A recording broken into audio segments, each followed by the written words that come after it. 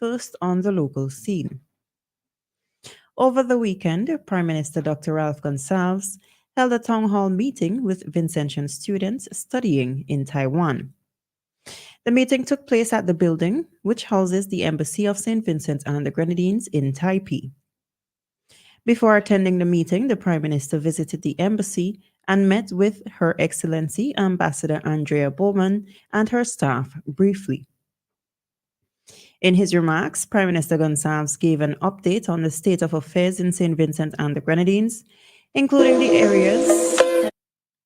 the areas of tourism, air travel, education, national security, infrastructural development, and other matters.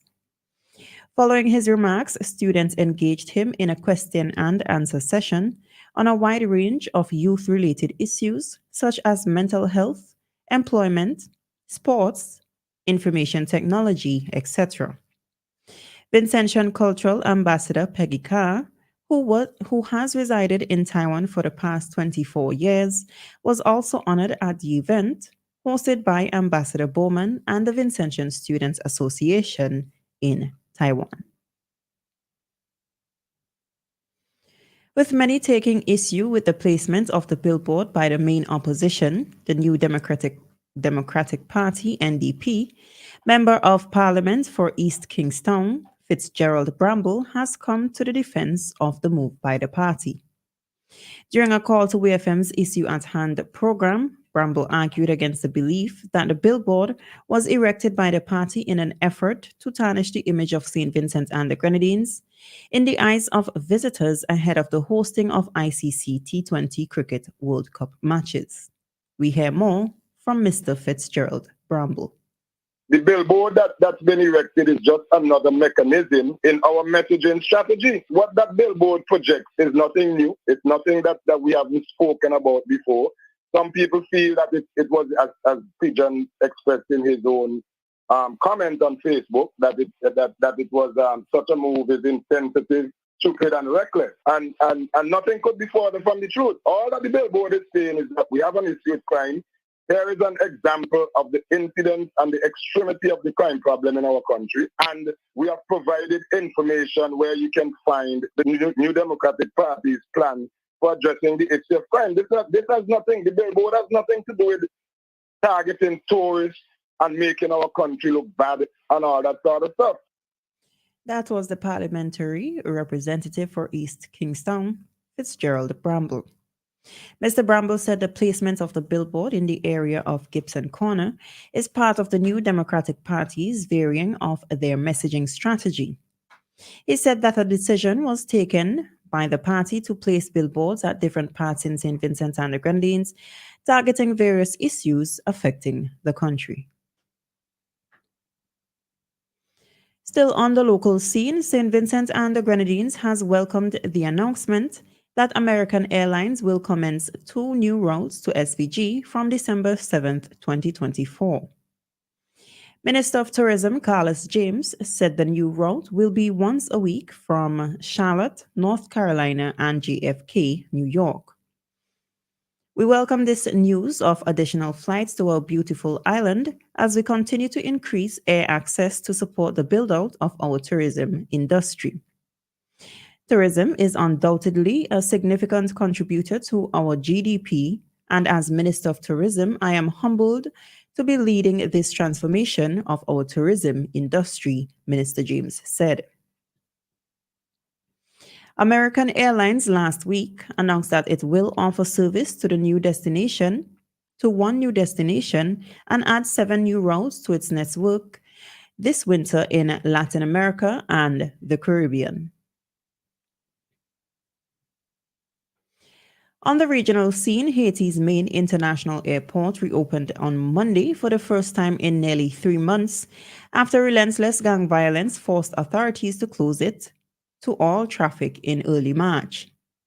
The reopening of the Toussaint Louverture Airport in the capital of Port-au-Prince is expected to help ease a critical shortage of medications and other basic supplies since the country's main seaport remains paralyzed. However, only Sunrise Airways, a local carrier, is flying in and out of Port-au-Prince for now. US based airlines are not expected to start doing so until late May or early June. The first flight expected was one from Sunrise Airways, bound for Miami and scheduled to depart at 2:30 p.m. Before Monday's reopening, the sole airport operating in Haiti was the one located in the north coastal city of Cap Haitien. However, it was out of reach for many seeking to flee the country since the roads leading from Port of Spain to Cap Haitien are controlled by gangs that have opened fire on cars and buses passing through. Still on the regional scene, the Guyana Energy Conference and Supply Chain Expo will return for its fourth installment from February 18th to 21st, 2025, and is expected to attract over 5,000 delegates, feature more than 180 booths, and host 70 plus distinguished speakers at the Guyana Marriott Hotel, according to a statement issued on Saturday by organizers.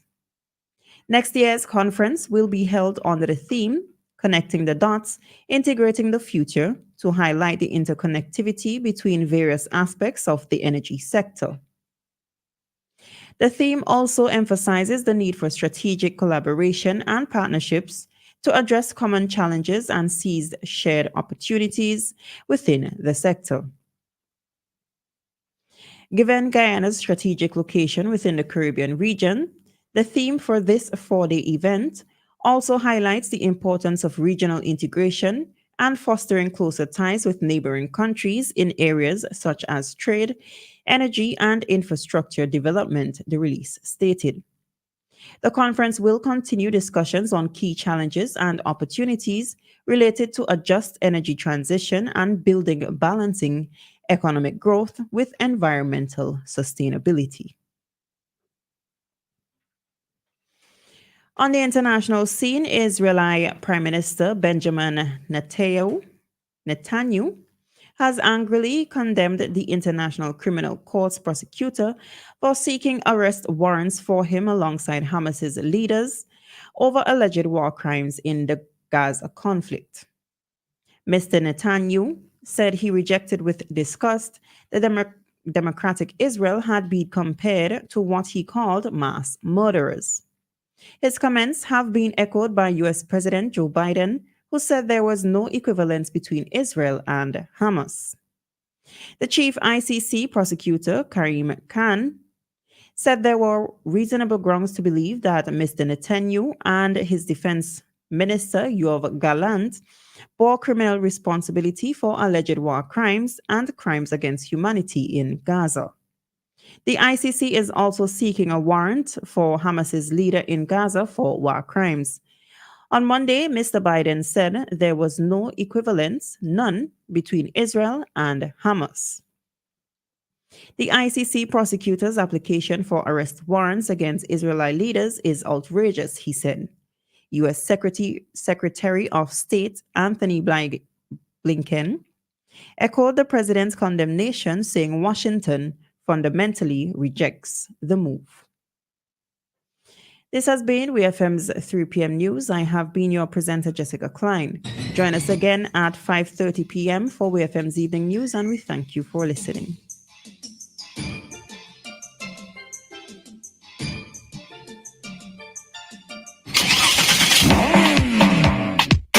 Whether you're ripping it up on the highway or